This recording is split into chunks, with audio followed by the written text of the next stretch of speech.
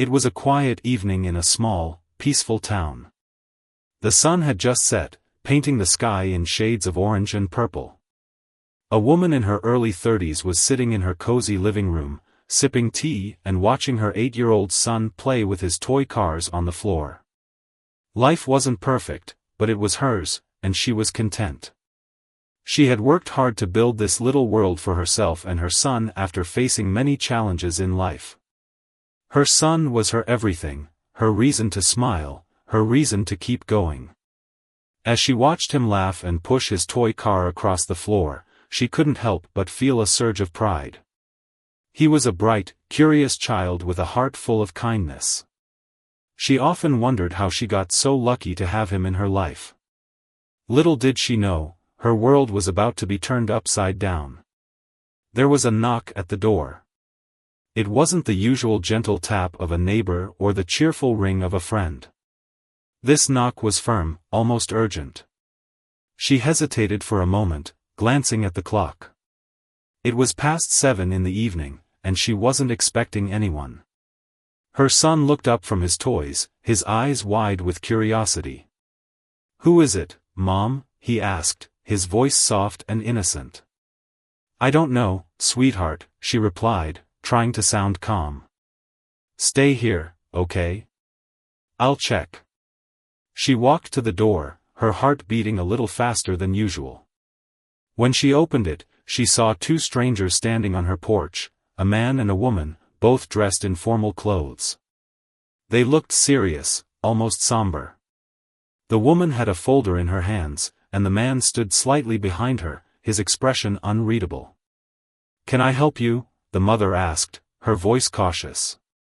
The woman stepped forward, offering a small, polite smile. "Good evening. We're sorry to bother you at this hour, but we need to speak with you about something important.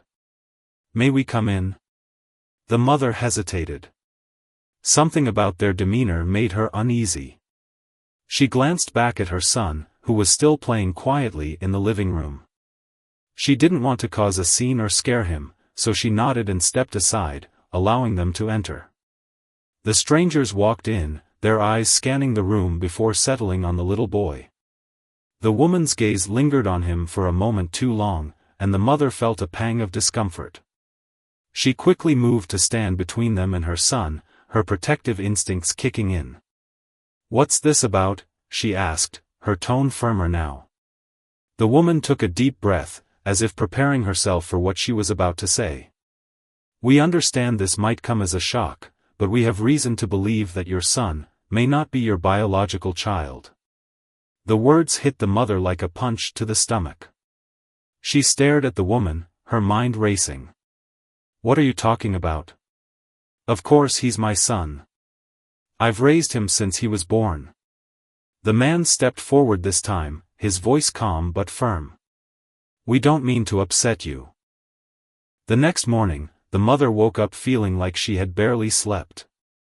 Her mind had been racing all night, replaying the conversation with the strangers over and over again.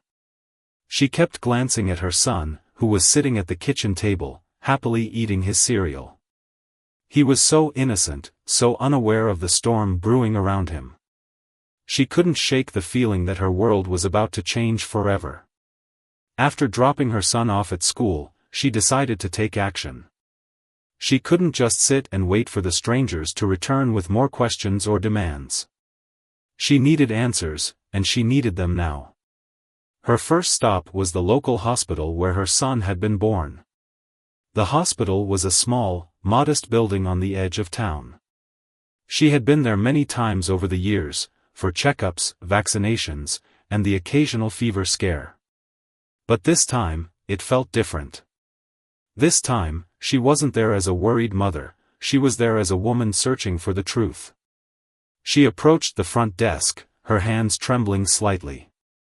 The receptionist, a kind-looking woman in her 50s, smiled warmly. "Good morning. How can I help you today?" The mother took a deep breath. "I need to speak with someone about my son's birth records. There's been some confusion, and I need to clear it up." The receptionist's smile faded slightly, replaced by a look of concern. Of course. Let me get someone from medical records to assist you. Please have a seat.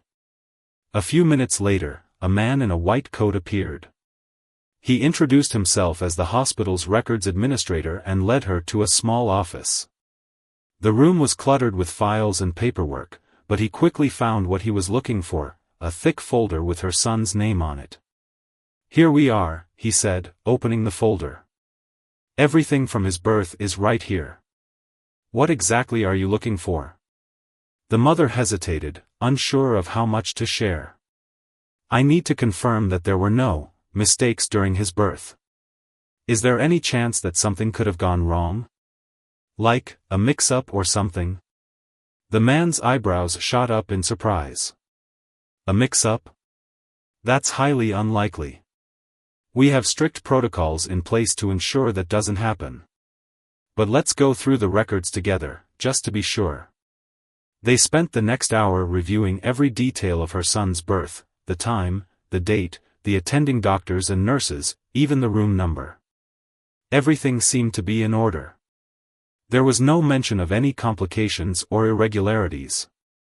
But just as the mother was starting to feel relieved, the man paused. Wait a minute, he said, frowning. This is odd. Her heart skipped a beat. What is it? He pointed to a line in the records. According to this, there was another baby born around the same time as your son. A girl. But the records for that birth are incomplete. There's no discharge paperwork, no follow-up information. It's like she just disappeared. The mother felt a chill run down her spine. What does that mean? Could there have been a mix-up? The man shook his head slowly. I can't say for sure. But it's definitely unusual. I'll need to look into this further. In the meantime, I'll make copies of these records for you. It might help if you decide to seek legal advice. Legal advice? The thought hadn't even crossed her mind. But now, it seemed like a real possibility. She thanked the man and left the hospital, clutching the copies of the records tightly in her hands. As she walked to her car, her phone buzzed. It was a text from her best friend, asking how she was doing. She hesitated for a moment, then decided to call her. She needed to talk to someone, to share the weight of what she was going through. Her friend listened quietly as she poured out everything, the strangers at her door, the DNA test results, the incomplete hospital records. When she finished, there was a long silence on the other end of the line. This is insane, her friend finally said. But you can't let this break you. You're his mother, no matter what some piece of paper says. And if those people come back, you need to be ready. Don't let them intimidate you. The mother nodded, even though her friend couldn't see her. You're right. I need to stay strong. For him. That evening, as she tucked her son into bed, she made a silent promise to herself. No matter what happened, no matter what the truth turned out to be, she would protect him. He was her son, and nothing could change that. But the strangers weren't done yet. 2 days later, they returned. This time, they weren't alone. They brought with them a lawyer, a stern-looking woman with a briefcase and a no-nonsense attitude. The mother's heart sank as she opened the door and saw them standing there. We need to talk, the woman from before said, her tone firm but not unkind. This is our legal counsel. She's here to explain the next steps.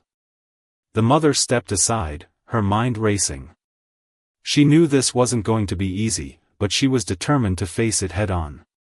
The lawyer wasted no time. We understand this is a difficult situation for you, but we have a responsibility to ensure that the child is with his biological family.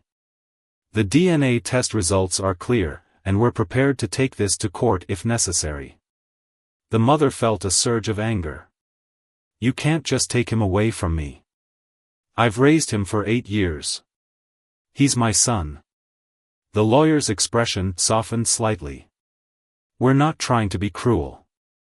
But the truth is, there's another family out there who believes he's their child.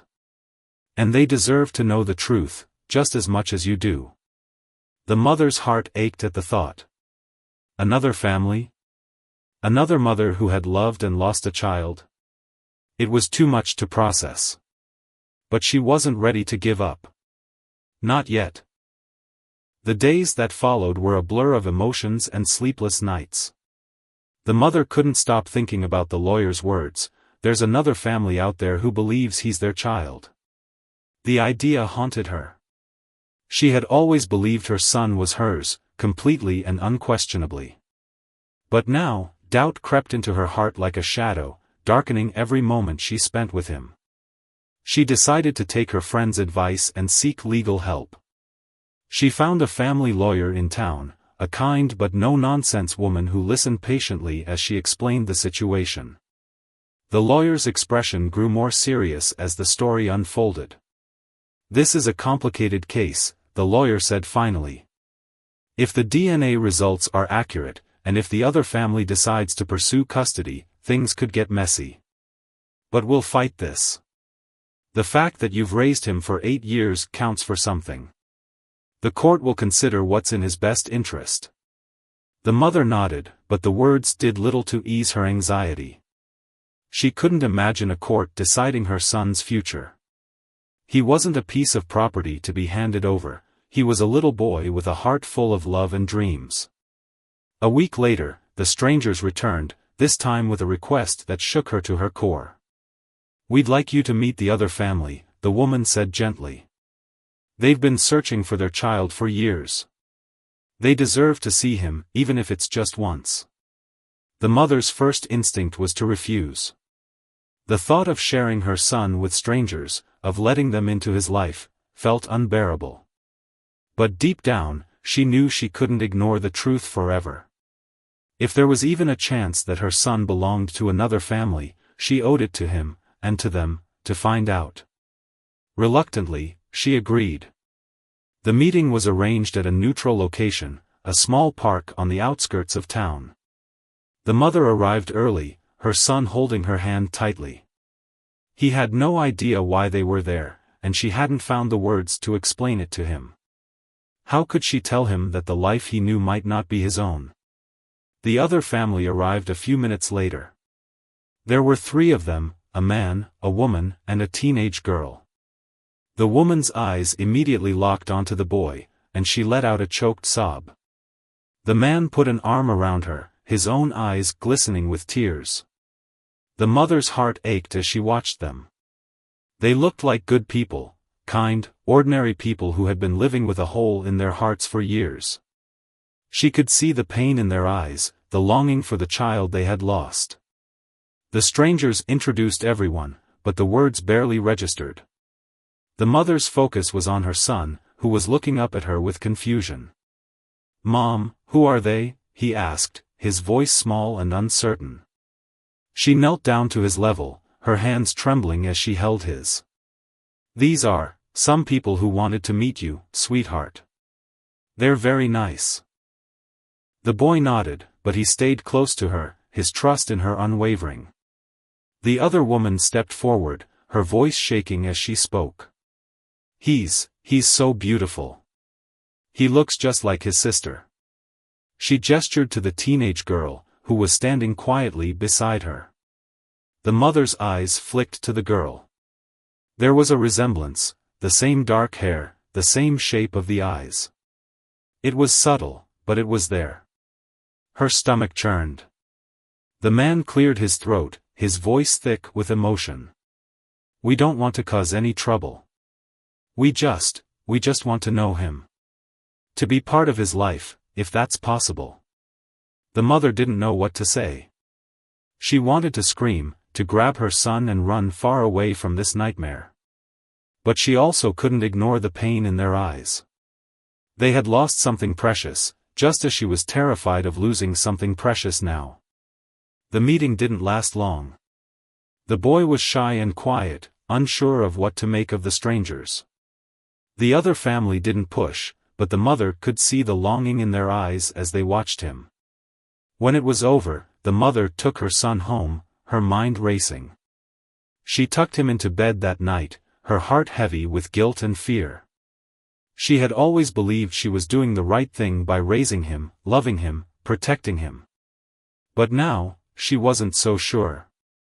The next day, she received a call from her lawyer. "The other family has filed a petition for custody," the lawyer said, her tone grim. "They're asking for a paternity test to confirm the DNA results. If the test comes back positive, they'll push for visitation rights, and possibly more." The mother felt like the ground was crumbling beneath her. "What do I do?" she asked, her voice barely above a whisper. "We fight," the lawyer replied firmly. "But you need to prepare yourself. This is going to be a long, difficult process." The mother hung up the phone, her hands shaking. She looked at her son, who was sitting on the floor, building a tower out of blocks. He was so innocent, so unaware of the storm raging around him. She sat down beside him, wrapping an arm around his small shoulders. "I love you, you know that," she said, her voice breaking. He looked up at her, his eyes wide and trusting. "I love you too, Mom." Tears streamed down her face as she pulled him into a tight hug.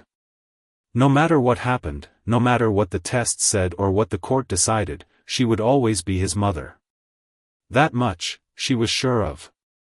But the road ahead was uncertain, and the battle was just beginning. The days leading up to the paternity test were some of the longest and most agonizing of the mother's life. Every moment with her son felt bittersweet, as if she were savoring the last drops of a precious memory. She tried to keep things normal for him, taking him to school, helping him with his homework, playing his favorite games, but the weight of what was coming hung over her like a dark cloud. The other family had been respectful but persistent. They called occasionally to check in, their voices filled with a mix of hope and desperation. The mother couldn't bring herself to hate them. They were just as caught up in this nightmare as she was. But every time she thought about the possibility of losing her son, her heart felt like it was being ripped in two. The day of the paternity test arrived. The mother dressed her son in his favorite shirt, a bright blue one with a cartoon dinosaur on the front. She wanted him to feel comfortable, even though she knew he didn't fully understand what was happening. "Where are we going, Mom?" he asked as they got into the car. She forced a smile, her hands gripping the steering wheel tightly. "We're just going to see some doctors, sweetheart. They're going to do a quick check to make sure you're healthy. It won't hurt, I promise." He nodded, trusting her completely. That trust made her heart ache even more. The clinic was a sterile, impersonal place with white walls and fluorescent lights. The other family was already there, sitting in the waiting room. The mother avoided eye contact, focusing instead on her son, who was clutching her hand tightly. A nurse called them in, and the mother followed, her stomach in knots. The test itself was simple, just a swab of the inside of the boy's cheek. He barely flinched, more curious than scared.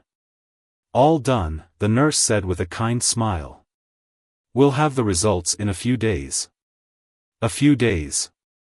It felt like a lifetime. The mother took her son home, trying to distract herself with chores and errands.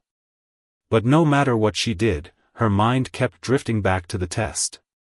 What if the results confirmed the stranger's claims? What if her son wasn't hers by blood? Did that change the love she felt for him? Did it change the bond they shared? She didn't have the answers, and that uncertainty was tearing her apart. 3 days later, the call came. It was her lawyer. "The results are in," the lawyer said, her tone careful. "You should come to my office. We need to discuss this in person." The mother's heart sank. She knew that tone. It wasn't good news. She arranged for a neighbor to watch her son and drove to the lawyer's office, her hands trembling on the wheel. The lawyer greeted her with a somber expression and handed her a sealed envelope. "The results are inside," the lawyer said gently. "I think you should be the one to read them." The mother's hands shook as she opened the envelope and pulled out the paper inside. eyes scanned the words, her breath catching in her throat. Paternity confirmed. The words hit her like a punch to the gut. The man from the other family was her son's biological father. There was no doubt about it. Tears filled her eyes as she looked up at the lawyer. "What does this mean?" she whispered. The lawyer sighed. "It means the other family has a strong case for custody. They'll likely push for visitation rights first, and then possibly full custody. But we're not giving up without a fight. The court will consider your relationship with the boy, the bond you've built over the years. That counts for something." The mother nodded numbly, her mind racing. She thought about the other family, the pain in their eyes, the love they clearly felt for the child they had lost. She thought about her son, who had no idea his life was about to change forever. And she thought about herself, about the love she had poured into raising him, the sacrifices she had made. She didn't know what to do. That evening, she sat by her son's bed, watching him sleep. His face was so peaceful, so innocent. She reached out and brushed a strand of hair from his forehead, her heart swelling with love. "No matter what happens," she whispered, "you'll always be my son. Always." But the battle was far from over. The next day, the other family reached out, asking to meet again. This time, the mother agreed. She knew she couldn't avoid them forever. They met at the same park as before. The other woman looked nervous, her hands twisting in her lap. The man sat beside her, his expression serious but kind. "We got the results," the woman said softly. "We know he's ours. But we also know how much you love him. We don't want to take him away from you. We just want to be part of his life." The mother's eyes filled with tears. "I don't know how to do this," she admitted. "He's my whole world. I don't know how to share him." The man nodded, his voice gentle. "We understand. This isn't easy for any of us. But maybe we can figure it out together. For his sake." The mother looked at them, really looked at them. They weren't villains.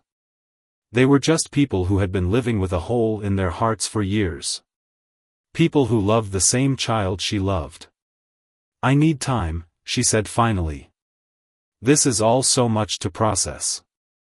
But I promise, I'll think about what's best for him." The other family nodded, their expressions filled with gratitude. As the mother drove home that night, her mind was a whirlwind of emotions. She didn't know what the future held, but she knew one thing for certain: she would do whatever it took to protect her son. Even if it meant sharing him with the family he had never known. The weeks that followed were a whirlwind of legal meetings, court filings, and sleepless nights. The mother felt like she was living in a nightmare, one where her entire world was being pulled apart piece by piece.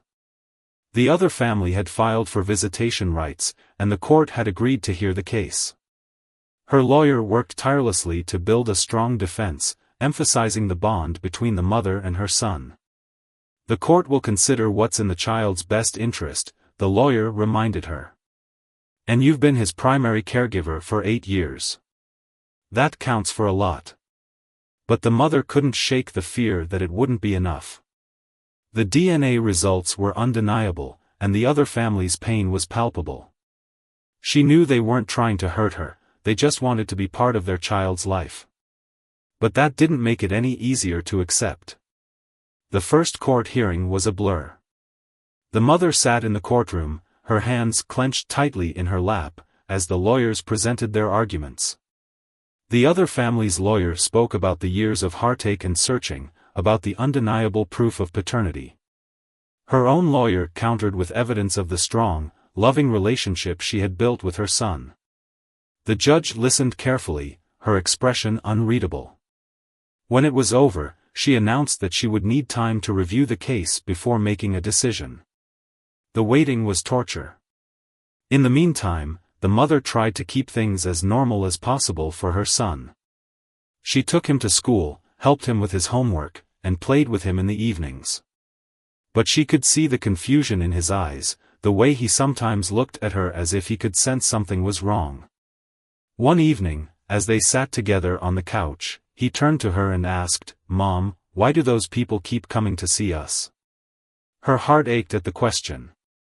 She had been dreading this moment, but she knew she couldn't avoid it forever. She took a deep breath and pulled him into her lap. "You know how much I love you, right?" she asked, her voice soft. He nodded, his eyes wide and trusting. "Well, those people, they love you too. They've been looking for you for a long time, and now they've found you. They just want to be part of your life." He frowned, his little brow furrowing in thought. "But you're my mom." Tears filled her eyes as she hugged him tightly. "I will always be your mom, no matter what. Nothing can ever change that." He seemed satisfied with her answer, but she knew it wouldn't be that simple. The court's decision would change everything, and she wasn't ready to face it. A few days later, the judge's ruling came in. The mother sat in the courtroom, her heart pounding, as the judge read the decision. "After careful consideration, I have decided to grant the petitioner's visitation rights," the judge said, her voice firm but not unkind. "However, the child's primary residence will remain with the respondent, as she has been his primary caregiver and has provided a stable, loving environment. The petitioners will be allowed supervised visits, with the possibility of increased access over time, provided it is in the child's best interest." The mother felt a mix of relief and dread. She wasn't losing her son, not yet, but she would have to share him. The thought was unbearable, but she knew she had no choice. The other family approached her after the hearing, their expressions filled with gratitude and hope. "Thank you," the woman said, her voice trembling. "We know this isn't easy for you, but we're so grateful for the chance to be part of his life." The mother nodded, her throat too tight to speak. The first visitation was scheduled for the following weekend. The mother spent the days leading up to it in a state of anxiety, trying to prepare herself and her son for what was to come. When the day arrived, she dressed him in his favorite outfit and packed a bag with his favorite toys and snacks. She wanted him to feel comfortable, even though she knew he would be nervous. The other family arrived at the park, their faces filled with excitement and nervousness. The mother knelt down to her son's level, her hands trembling as she held his. "Remember, I'll be right here the whole time," she said, forcing a smile. "You're going to have fun, okay?" He nodded, but he clung to her hand as they walked over to the other family. The woman knelt down, her eyes filled with tears. "Hi," she said softly. "I'm so happy to see you." The boy looked up at his mother, unsure of what to do. She gave him an encouraging nod, and he slowly let go of her hand. The visit lasted an hour. The mother watched from a distance, her heart breaking as she saw her son playing with the other family. They were kind and gentle, clearly trying to make him feel comfortable. But she could see the confusion in his eyes, the way he kept looking back at her for reassurance. When the visit was over, the boy ran back to her, throwing his arms around her legs. "Can we go home now?" he asked, his voice small. She nodded, tears streaming down her face as she picked him up and held him close. "Yes, sweetheart," she whispered. "We're going home." As she drove home that evening, her mind was a whirlwind of emotions. She knew this was just the beginning, that there would be more visits, more court hearings, more difficult decisions. But she also knew one thing for certain: she would do whatever it took to protect her son. Even if it meant sharing him with the family he had never known. The weeks that followed the court's decision were some of the hardest the mother had ever faced. The visitation schedule was set: every Saturday afternoon, her son would spend 2 hours with the other family. It wasn't much, but to her, it felt like an eternity. The first few visits were awkward and emotional. Her son was shy and hesitant, unsure of how to act around the people who claimed to be his biological family. The other family did their best to make him feel comfortable, bringing toys and snacks and speaking to him in gentle, reassuring tones. But it was clear that he still saw them as strangers. The mother watched from a distance during each visit, her heart aching as she saw her son slowly begin to warm up to them. He laughed at their jokes, played with the toys they brought, and even started to ask them questions about their lives. It was a small step, but it felt like a giant leap to her. She tried to stay strong for him, to put on a brave face and reassure him that everything was okay. But inside, she was falling apart. Every time she saw him with the other family, she felt a pang of jealousy and fear. What if he started to love them more than her? What if they tried to take him away completely? Her friends and family tried to offer support, but no one truly understood what she was going through. "You're still his mother," they would say. "No one can take that away from you." But the mother wasn't so sure. The bond she had with her son was strong, but it was being tested in ways she had never imagined. One evening, after a particularly difficult visit, her son turned to her and asked, "Mom, why do I have to see them? Why can't I just stay with you?" Her heart broke at the question. She pulled him into her lap and held him tightly, trying to find the right words. "I know it's confusing, sweetheart," she said softly. "But those people, they love you too. They just want to be part of your life. And it's okay to love them, just like it's okay to love me. There's enough love in your heart for everyone." He looked up at her, his eyes filled with uncertainty. "But you're my mom." Tears filled her eyes as she hugged him. "I will always be your mom, no matter what. Nothing can ever change that." He seemed to accept her answer, but she knew it wouldn't be that simple. The visits continued, and slowly but surely, her son began to adjust. He started to look forward to seeing the other family, asking when they would come and what they would do together. The mother tried to be happy for him, to celebrate the fact that he was forming new bonds and finding joy in his relationships with the other family. But it was hard. Every smile he gave them felt like a piece of her heart being chipped away. One Saturday, after a visit, the other woman approached her. "Can we talk?" she asked, her voice gentle. The mother nodded, her stomach churning with anxiety. The woman took a deep breath. "I just wanted to say, thank you for letting us be part of his life. We know this isn't easy for you, and we're so grateful for everything you've done for him." The mother's eyes filled with tears. "I just want what's best for him." The woman nodded, her own eyes glistening. "We do too. And we want you to know that. We're not trying to replace you. We just want to be part of his life. To love him, the way you've loved him all these years." The mother didn't know what to say. She had spent so much time resenting the other family, fearing them, that she hadn't stopped to consider their perspective. They weren't villains, they were just people who had been living with a hole in their hearts for years. People who loved the same child she loved.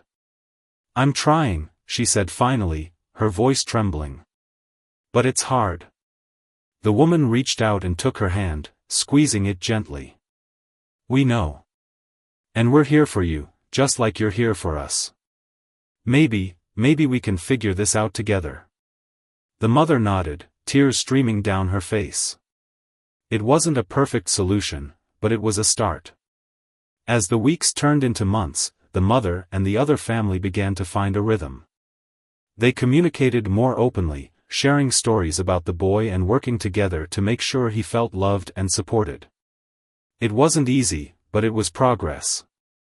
The boy, meanwhile, continued to thrive. He was happy and well-adjusted, surrounded by people who loved him. He still called the mother Mom, but he had started to refer to the other woman as Mama and the man as Papa. It was a small change, but it meant the world to them. The mother still had moments of doubt and fear, moments when she wondered if she was doing the right thing. But she knew one thing for certain: her son was loved. And in the end, that was all that mattered. As the months passed, the mother and the other family settled into a fragile but functional routine. The visits became a regular part of their lives, and the boy, now more comfortable with the other family, began to look forward to them. He would chatter excitedly about what he had done with Mama and Papa, showing his mother the drawings they had made together or the stories they had read. The mother smiled and listened, but inside, she still wrestled with a storm of emotions. She was happy that her son was happy, but it was hard to shake the feeling that she was slowly losing him. She tried to remind herself that love wasn't a finite resource, that her son's love for the other family didn't diminish his love for her. But it was a difficult truth to fully embrace. One Saturday, after dropping her son off for his visit, the mother decided to do something she hadn't done in a long time: take time for herself. She went to a quiet cafe, ordered a cup of tea, and sat by the window, watching the world go by. It was a small act of self-care, but it felt like a lifeline. As she sipped her tea, her phone buzzed. It was a message from the other woman. "He's having a great time. We're painting pictures right now. Thought you'd like to see." Attached was a photo of her son, his face smeared with paint, holding up a colorful canvas with a proud grin. The mother's heart swelled with love and pain all at once. She typed back a simple reply. "Thank you for sharing. He looks so happy." The response came quickly: "He's an amazing kid. We're so lucky to know him." The mother stared at the message, her eyes filling with tears. It was the first time she had truly felt that the other family wasn't trying to compete with her, they were just grateful to be part of her son's life. And maybe, just maybe, she could learn to be grateful for them too. That evening, when she picked her son up, he was bursting with excitement. "Mama taught me how to paint trees," he exclaimed, holding up a slightly messy but heartfelt painting. "And Papa told me a story about a dragon. Can we hang this up in my room?" The mother smiled, ruffling his hair. "Of course we can. It's beautiful." As they drove home, she realized something: her son's joy was contagious. Despite her fears and insecurities, she couldn't help but feel happy when he was happy. And maybe that was enough. Over time, the mother and the other family began to communicate more openly. They started sharing details about the boy's life, his favorite foods, his hobbies, his little quirks. It wasn't always easy, but it helped them feel like they were on the same team. One day, the other woman called her. "I was thinking, maybe we could all spend some time together. You, me, him, and my husband. It might be good for him to see us getting along." The mother hesitated. The idea of spending time with the other family still felt strange, but she knew it was the right thing to do. "Okay," she said finally. "Let's try it." They decided to meet at the park, a neutral space where the boy felt comfortable. When the day arrived, the mother was nervous, but she put on a brave face for her son. The other family greeted her warmly, and they all sat together on a blanket, sharing snacks and watching the boy play on the swings. At first, the conversation was awkward, but slowly, they began to relax. They talked about the boy's school, his favorite cartoons, and the funny things he said. The mother found herself laughing at a story the other woman told about the boy trying to teach their dog to sing. It was a small moment, but it felt significant. For the first time, she saw the other family not as rivals, but as people who loved her son just as much as she did. As the afternoon wore on, the boy ran over to them, his face flushed with excitement. "Look what I found," he said, holding up a shiny rock. "It's a treasure." The mother smiled, brushing dirt off his cheek. "It's beautiful, sweetheart. Why don't you show Mama and Papa?" He eagerly handed the rock to the other woman, who examined it with exaggerated seriousness. "This is definitely a treasure," she declared. "We should put it in a special place." The boy beamed, clearly thrilled by the attention. The mother watched him, her heart swelling with love. He was surrounded by people who cared about him, and that was a good thing. When it was time to go, the other woman hugged the boy tightly. "We'll see you next week, okay?" He nodded, then turned to his mother. "Can we come back to the park soon?" She smiled, taking his hand. "Of course we can." As they walked to the car, the boy looked up at her. "Mom, do you like Mama and Papa?" The question caught her off guard. She knelt down to his level, her hands resting on his shoulders. "I do, sweetheart. They're good people, and they love you very much. And I'm glad you have so many people who care about you." He smiled, seemingly satisfied with her answer. "I love you, Mom." Tears filled her eyes as she pulled him into a hug. "I love you too, more than anything." That night, as she tucked him into bed, the mother felt a sense of peace she hadn't felt in a long time. The road ahead was still uncertain, but she knew they would face it together. Time has a way of softening even the hardest edges of pain. For the mother, the days turned into weeks, and the weeks into months, until the new rhythm of their lives began to feel less like a burden and more like a blessing. The visits with the other family became a regular part of their routine, and the boy thrived under the love and attention of everyone around him. The mother still had her moments of doubt and fear, but they were fewer and farther between. She had come to see the other family not as a threat, but as an extension of her own love for her son. They weren't replacing her, they were adding to his life in ways she couldn't have imagined. One sunny afternoon, the mother and the other family decided to spend the day together at a local fair. It was the boy's idea. He had been begging to go ever since he saw the colorful flyers at school. The mother had hesitated at first, but the other woman had encouraged her. "It'll be fun," she had said. "And it'll mean the world to him to see us all together." So they went. The fair was a whirlwind of bright lights, loud music, and the smell of cotton candy and popcorn. The boy dragged them from one ride to the next, his laughter ringing out like music.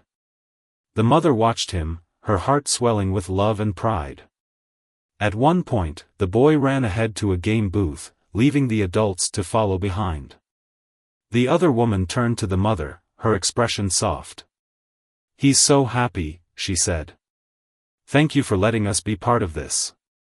The mother smiled, her eyes never leaving her son. "He deserves to be happy. And I'm glad he has so many people who love him." The other woman reached out and squeezed her hand. "We're in this together, you know. You're not alone." The mother nodded, tears pricking at the corners of her eyes. For the first time, she truly believed it. As the day went on, the mother found herself relaxing more and more. She laughed as the other man tried, and failed, to win a stuffed animal at a ring toss game. She cheered as the boy rode a small roller coaster, his hands in the air and a grin on his face. And she even allowed herself to enjoy a moment of quiet camaraderie with the other woman as they shared a bag of caramel popcorn. It wasn't perfect, there were still moments of awkwardness and tension, but it was progress. And for the boy, it was everything. That evening, as they walked back to the car, the boy reached for both the mother's and the other woman's hands. "This was the best day ever," he declared. The mother smiled down at him, her heart full. "I'm glad you had fun, sweetheart." The other woman squeezed his hand. "We'll have to do it again sometime." The boy nodded eagerly, his eyes shining with excitement. "Can we go to the zoo next?" The adults laughed, and the mother felt a sense of peace she hadn't felt in a long time. They were figuring it out, one day at a time. A few weeks later, the mother received a letter in the mail. It was from the court, and her heart skipped a beat as she opened it. The other family had filed a petition for joint custody, and the court had granted it. She sat down, the letter trembling in her hands. Joint custody. It was a big step, one that would mean sharing her son in ways she hadn't before. But as she thought about it, she realized it wasn't as scary as she had once imagined. She called the other woman that evening. "I got the letter," she said, her voice steady. There was a pause on the other end of the line. "I know this is a lot to ask," the other woman said softly. "But we want to be part of his life in a bigger way. And we want to make sure you're still his mom, no matter what." The mother took a deep breath. "I know. And I think it's the right thing to do. For him." The other woman exhaled, her relief palpable. "Thank you. We'll make this work, I promise." The mother nodded, even though the other woman couldn't see her. "We will." The transition wasn't easy. There were still moments of jealousy and fear, moments when the mother wondered if she was doing the right thing. But as she watched her son grow and thrive, surrounded by love on all sides, she knew she had made the right choice. One evening, as she tucked him into bed, he looked up at her with sleepy eyes. "Mom?" "Yes, sweetheart?" "I love you," he said, his voice soft and sincere. Tears filled her eyes as she leaned down to kiss his forehead. "I love you too, more than anything." As she turned off the light and closed the door, she felt a sense of peace she hadn't felt in a long time. Her family might look different than she had once imagined, but it was still her family. And that was enough.